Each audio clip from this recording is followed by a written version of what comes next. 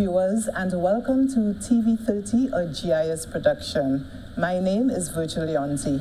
Our focus is on the creative arts, and here to discuss the creative arts with us is our guest, an acclaimed actor and poet, an award-winning playwright and director. He's also a cultural critic. Currently, he's the theater coordinator and lecturer at the Department of Creative and Festival Arts at the University of the West Indies. I'm speaking to no other than Dr. Travis Weeks. Welcome, Dr. Weeks. Thank you very much, Virgil. Thank you for having me. Yes. Nice. So you are known on a first-name basis throughout St. Lucia. So is it okay that I refer to you as Travis? Absolutely. That's who I am. Travis, same. So you disappeared for a while from St. Lucia. I even missed some of your regular Facebook posts. Okay.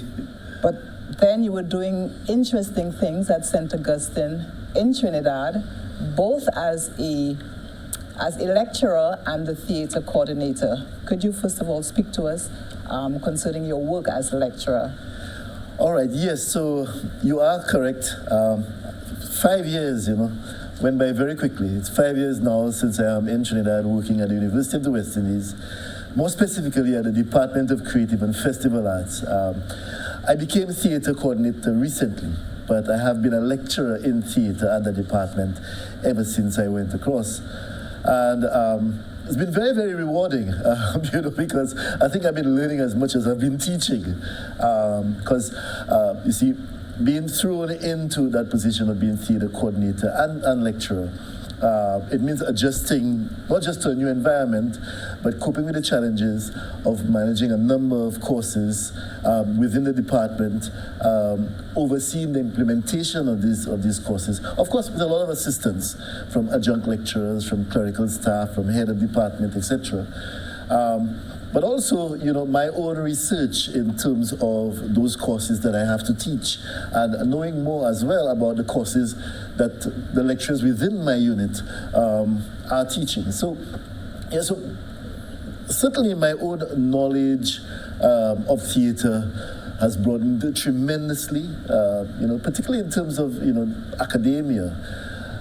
Some of the courses that we offer at the department challenge, students and lecturers to go beyond certainly what we've been accustomed to in the Caribbean. So, for example, I teach a course called Western Theater History, which really looks at the history of theater in the Western world, so Greece, Spain, England, France, etc., and throughout the ages. Another course, Modern Theater, which also has historical dimension, but it means being able as well to focus on theatrical conventions and traditions outside of the Caribbean. We also teach Caribbean drama, and so we focus on the history of theater in the Caribbean. But just to give you an idea of some of the courses that are offered by the department in theater and how being exposed to those courses, our students, how much they develop and they grow and their minds are broadened to appreciate various techniques of theater, various theories of theater, various forms of theater. We also teach performance, so it means that students now are exposed to various theories of theater, and one of those is Augusto Boal, that Brazilian that practiced the type of theater, community theater, out of which the popular theater movement grew. That kind of theater that really takes one out of the normal theater hall or theater house, but looks into using theater now to explore social issues, etc., to get people incited, to changing their communities and their societies. So who are some of the playwrights that you have brought to life at the theater? Well, we have to look at some of the established playwrights of the Caribbean. Our very own Derek Walcott is certainly one of them when you're talking about canonical texts like Tija and his brothers and so on. But we have throughout the Caribbean, An Echo in the Bone by Dennis Scott. You have Moon on a Rainbow Shawl by Errol John, etc., from Trinidad, etc., etc. So our students are exposed to the best of Caribbean drama, but they also have to be exposed to modern dramatists, like Ibsen. They have to be exposed to even American dramatists like Arthur Miller, Tennessee Williams, etc. And of course, the old Elizabethan dramatists, the maestro himself, Shakespeare, as well as Greek dramatists. So we really get them exposed to universal, global theatrical traditions and so on. I know also that you use a lot of our Creole traditions and perhaps the Creole language in your lecturing and in the discourse of your theater. Do you find that challenging in any way, perhaps, bringing it across to students who do not speak Creole at all? I'm really happy you asked that question, because what I have found, and that was very delightful for me when I first started working in Trinidad, was that the Trinidadians actually love, they call it patois. What we call Creole, they call patois. We used to call it patois at one time, right? But it is, for many of them, a language that they have lost. Yes, we still have some speakers of the language in Trinidad. We find places like Paramine, Blachiches, etc. You find some speakers, but generally, it's a language that the young people, they do not know. Interestingly, though, a lot of their phrases, idioms, many of them are still in their patois, in their Creole, and so on. But a lot of their culture, the cultural forms, really derive from that time when the enslaved came from the French colonies into Trinidad and brought the traditions and brought the language and brought the songs and so on. So you find, for example, a lot of the traditional mask characters, have French names. You'd find a lot of the songs for the stick fighting are in French Creole. I mean, French Creole is certainly not French, there's a distinction. So the French Creole tradition, the Creole, the patois, the language, Trinidadians really love it and really feel a fondness and closeness in terms of their own memories. Because a lot of them remember their grandmothers or great-grandmothers or people in the family who spoke the language. And so there's a delight about the language. I was really happy to find that, because it means then that it made me more resourceful, because then I could utilize what I know in terms of our Creole songs, etc., in order to interest them. And they love it. My students love it. And I think that, I did actually send you clippings of the Fight for Bellevue, and I did a film adaptation of the Fight for Bellevue, one of my plays, with my actors. And of course, I had to teach them the songs. And they've retained, they know the songs and they love it. Wonderful. We take a break now, but when we return, we will speak on the recent publication of the Fight for Bellevue. That is some of your recent work and opportunities that your department offers for students here in St. Lucia. Thank you, Virgil. Imagine being away from home, surrounded by danger and hostility, unable to escape or speak the language, and being exploited. It might sound like fiction, but for 40 million victims of human trafficking worldwide, it is a reality. Innocent people enticed by the promise of a new life, then enslaved into forced labor or sex trafficking. Human trafficking happens in plain sight. Know the signs, see it, report it. To report suspected cases of human trafficking, call the TIP hotline at 847. Welcome back. We are discussing the creative arts with noted playwright and acclaimed director, Dr. Travis Weeks.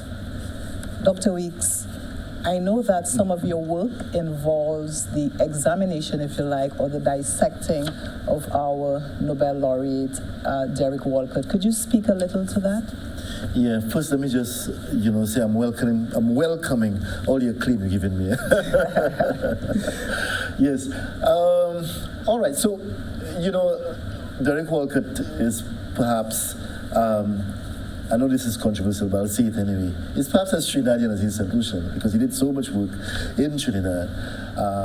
And so, first thing when I went to Trinidad to work, I made it my business to go visit and find the people who are associated with the Trinidadian Theatre Workshop. So Albert Laveau is currently the director. I mean, he's in his 80s, and so he was a contemporary, if you like, of Derek Walcott.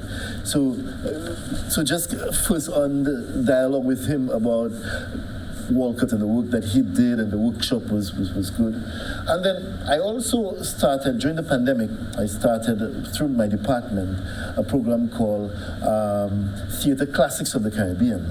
And we discussed Tisha and his brothers, we discussed Dream on Monkey Mountain, and I was able to bring some persons who actually worked with Derek Walcott, in the Trinidad Theatre Workshop, who did those productions. And so I was able to get some very close insight into the whole process of putting those plays together, and it was very, very, very exciting. So there is that, and that is invaluable. I mean, actually being able to, we take it for granted, but actually being able to speak with the people who worked with the man while he was developing those plays. Like Albert Laveau would have been part of the first performances of Dream on Monkey Mountain, and would have been part of the evolution of that play, being a director and being an actor and so on. So very integral and so on. And other younger persons who were both choreographers as well as actors and so on. That is special because it provides an insight into theatre making, into playwriting, and also into how playwrights and actors and so on use the cultural resources of the environment to create theatre. So that was really invaluable. But of course, in the strictly theoretical sense, of course, we teach the plays, so sometimes students basically just have to sit and study the text. I mean, plays are not written to be studied that way. They're written to be performed and enjoyed by an audience. But there is that other dimension of dramatic text that are really crucial and important, and that is the ability we get now to study characters and relationships and settings and life and themes and so on. That is also a very exciting part of the training that our students will get. Yes. The Department of Creative and Festival Arts at St. Augustine, what are some of the courses that they offer, and how can students, say here, for example, take advantage of these courses? All right, let me just take the opportunity to speak about the wider department. So the DCFA, known for short, the Department of Creative and Festival Arts, comprises various units. Music, there's a music unit, visual arts, dance, and theatre. So there are 4 units that make up that department. So I work with the theatre department, the theatre unit rather. But what we find is that there's a lot of collaboration among the various units. So our students who are trained in music, who are trained in dance, who are trained in visual arts, all come together on particular projects, joint projects. So for example, when we have our annual theatre production, our students would have been trained in dance. They would employ these skills in the theatre production. We have these music students who would assist with the music and so on. So we have that kind of collaboration happening among the various units. So there are a wide number of courses, various courses that are offered across the department in all those various units. But certainly for theatre, what we do is that we try to strike a balance between the pure academic courses and the practical courses. So for example, our students do performance. They do Caribbean performance that's taught by a gentleman who used to be the head of the department, just retired, called Mark Williams. So they do Caribbean performance, they do performance 1, they do performance 2, and here they are required to apply the theories of theatre from various themes. So it's a performance course, and it calls for practical work, etc. And our students also do developmental drama and educative theatre, etc. All of these require that they do practical work. But the units, music unit, visual arts, dance, theatre, they're all required as part of the programming. yes, to hold showcases, if you like, to showcase the talents of students. So we have a lot of music performances, dance performances, visual arts exhibitions, theater productions, all throughout. It happens continually. Our head of department, a gentleman called Jessel Marie, is a musician, but he's also an administrator. And so recently, I started, through my department, through my unit, a facility, if you like, a platform, a space for students that I call Check the Scene. And that basically is just an opportunity for students to come out and to just display whatever talent that they have, whether it be spoken word, singing, and so on, outside of the curricula. Give them some room where now they could just be themselves, and of course utilize some of their training, but bring it into their own. So they're not really being, examined during that time. No lecturer is looking at them to see if they're sticking to what's been taught. They just have a chance now just to be themselves and get some room. And so that is done by my department, very, very recent, but also it is a facility where we see students from various units participating. I've had a lot of music students participating, yes, okay, and dance students interested, and etc. So at that department, the DCFA, the Department of Creative and Festival Arts, any student who comes within a department, even if they focus on training in theatre or music or visual arts or dance, what would happen is that they would find themselves now gaining the opportunity to interact with students and lecturers from all the other units and for their own wholesome development. Okay. I met a friend recently who told me she was expressing her frustration at just the lack of opportunities to display her interest in creative arts. What advice would you give to to my friend? Come to DCFA. What opportunities are available? What opportunities do you think are available here? Do you think enough is being done to stir the interest of those who are involved in creative arts? Well, you see, that is the thing. It appears to me, and I can see clear evidence of it, that various governments, administrations, certainly this one, that they know the importance of training. They know the importance of the arts. I mean, look at the amount of resources and efforts that is put into festivals. We just had the Jazz Festival. So this calls for artistic expression, calls for training. The skills are required. We at our department, the Department of Creative and Festival Arts, students, for example, who come to do theatre can enter either of 2 certificate programs. Okay, just hold this thought, and when we come back, we are due for a break. When you come back, you would expound on this, and then we speak on the fight for Bellevue. All right, good. Mm-hmm.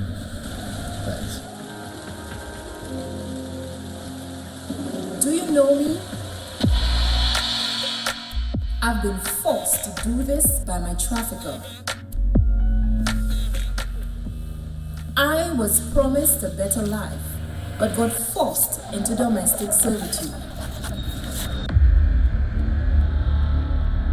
I can be any age.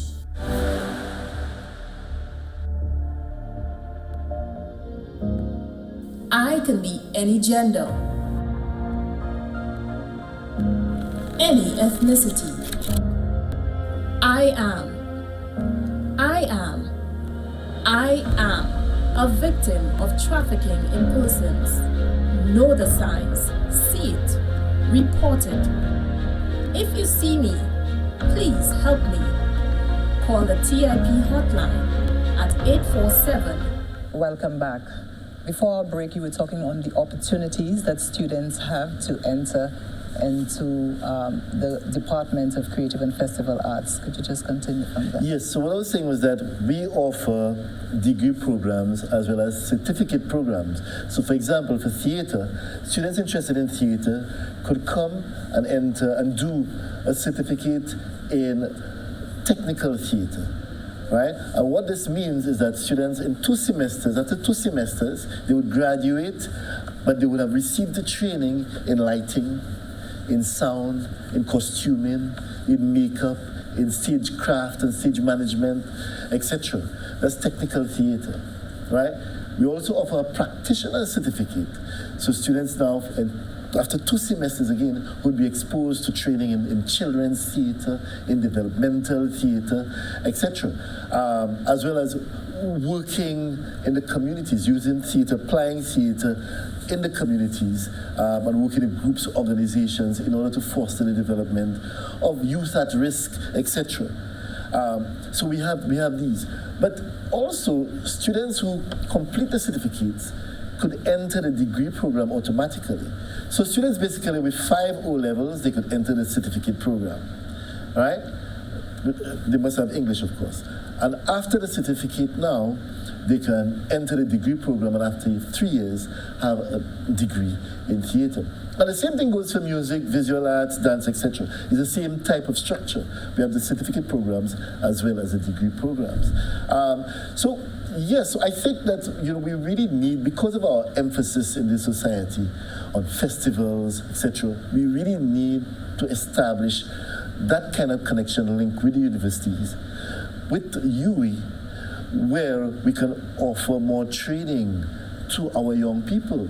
If students only require 5 subjects for them to get a certificate in 2 semesters, after which they have training in lighting and in sound and in stage management. If we're going to have jazz in the communities, etc., and carnival in the communities, we need students to be exposed to that type of training. And of course, we know the kind of wider society, the Trinidadian wider society, is a society where, we have one of the biggest carnivals in the world, and it's a very dynamic culture, the Trinidadian society. And because of that, there are always avenues, there are always events for cultural performances, expressions, etc. So our students actually, incidentally, and I've met a couple of them, who come to Trinidad, they really become very much immersed in Trinidadian society. They use their training as well as their own aptitude, to really become involved in what's happening on campus and in Trinidadian society. I've seen them. So the point I'm making is that if we provide the resources in St. Lucia for students, for young people to come to DCFA to get the kind of training in either technical theater or the practitioner certificate to enter the degree program, then we're talking about students who are coming back now to St. Lucia who can assist in a lot of these community festivals and so on that we're trying to organize.